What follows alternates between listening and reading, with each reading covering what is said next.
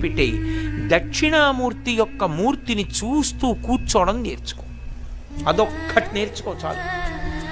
ఏమక్కర్లేదు. ఇంకా దక్షిణామూర్తిని పెట్టుకుని రోజు కాసేపు ఆయన్ని చూస్తే చాలు. మీకు నేను ఇంకా విచిత్రమైన విషయం చెప్పనా?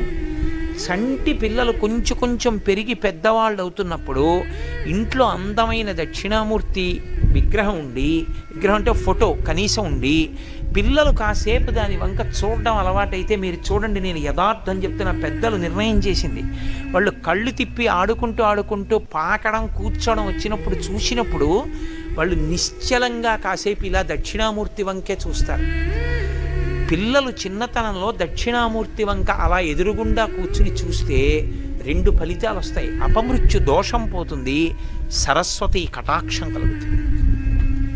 అందుకే అసలు ఇంట దక్షిణామూర్తి ఫోటో లేని ఇల్లు ఉండరాదు.